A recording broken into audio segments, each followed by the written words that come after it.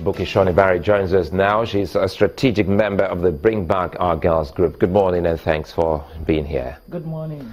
Just yesterday I was privileged to be on the news. I almost jumped out of my seat with the news of the release of 21. How did it come to you?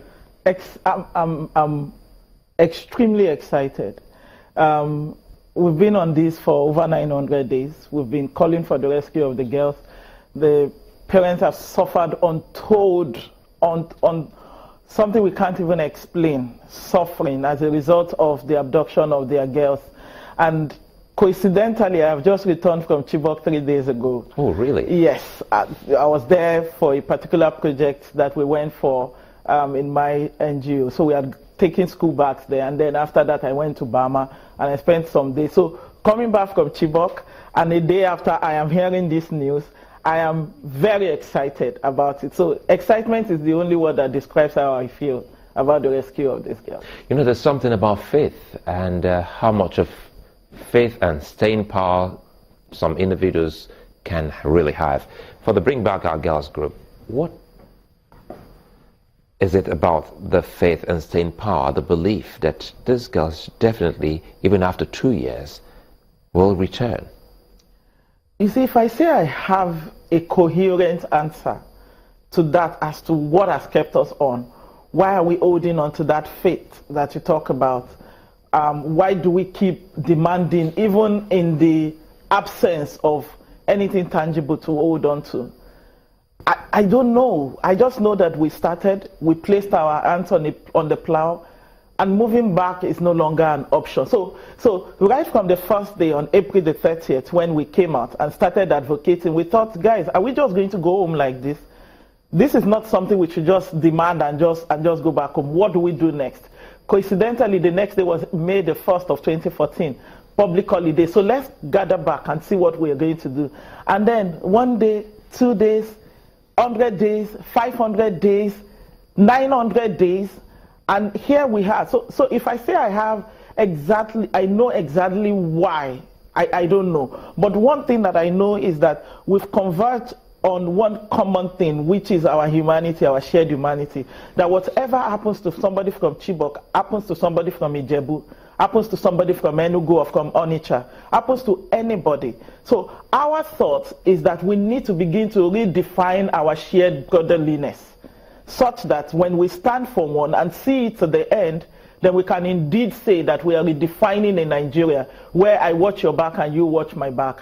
It has not been easy.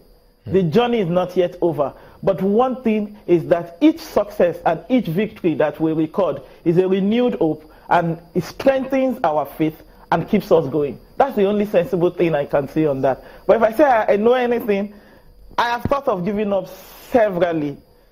It just didn't make sense.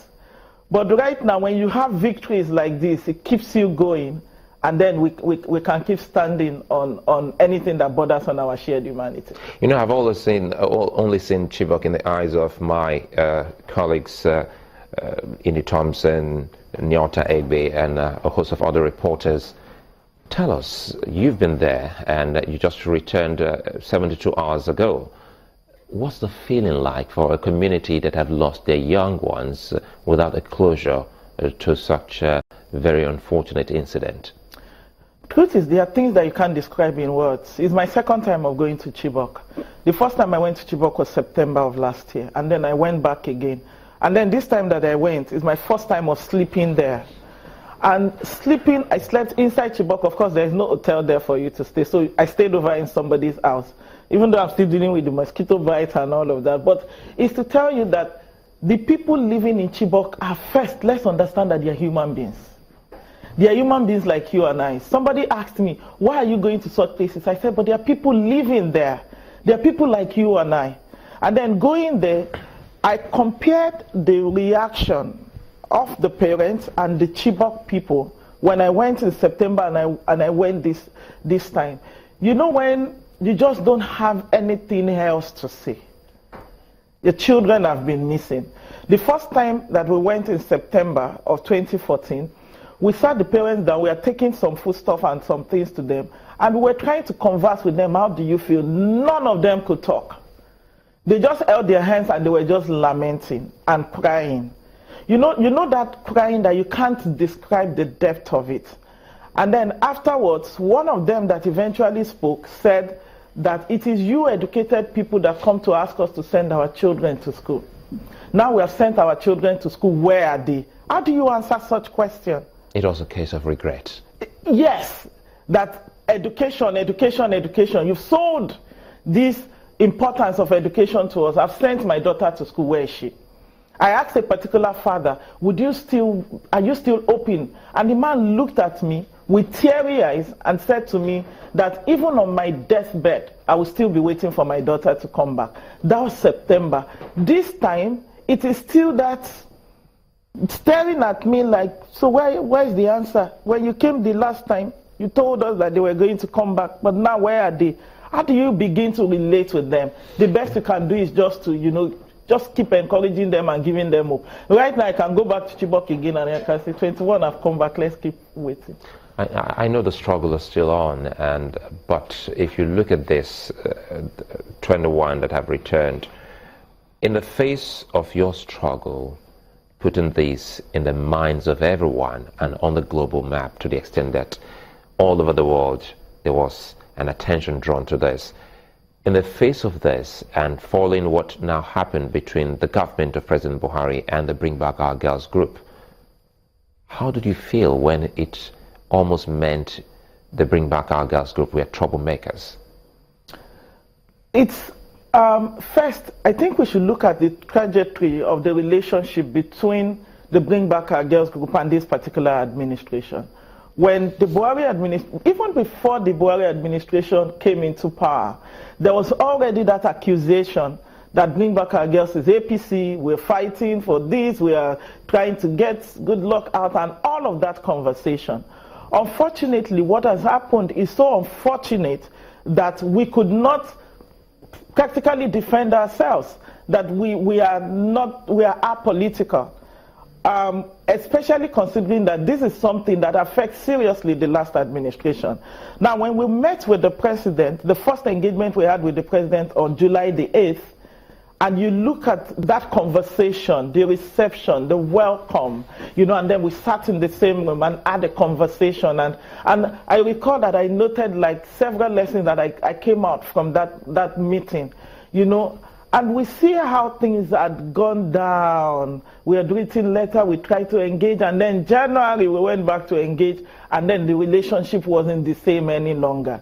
Now, this is not to vilify one part and say the other part is okay. This is not to say, oh, we have done well and one party has not done well. I understand the silence, and I understand how silence can make you agitated.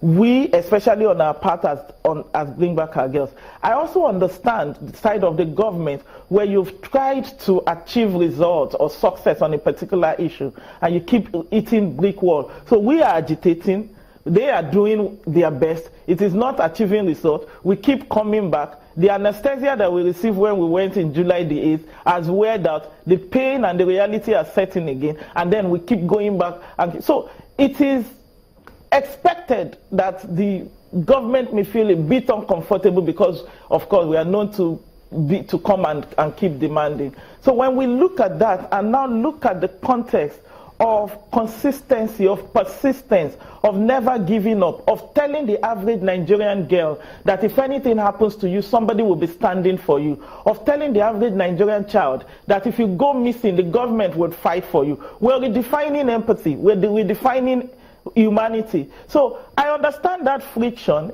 I don't think that it will not come. If another set of girls don't come back within a particular reasonable period of time, that agitation may still continue. But it is to say that the government needs to understand our own part. We also need to understand their own part and keep working together to ensure that our girls are brought back. But not forgetting that one thing we have done consistently, it is to acknowledge the fact that while the government is doing their best, there are also men on the field, the Nigerian military, who I need to give salutes to. In terms of their effort, these people are dying, these people are doing their best with the resources and the equipment that they have available to them. They go into this war zone. I go to such places and I see desolation. I see how a group can wipe out a community.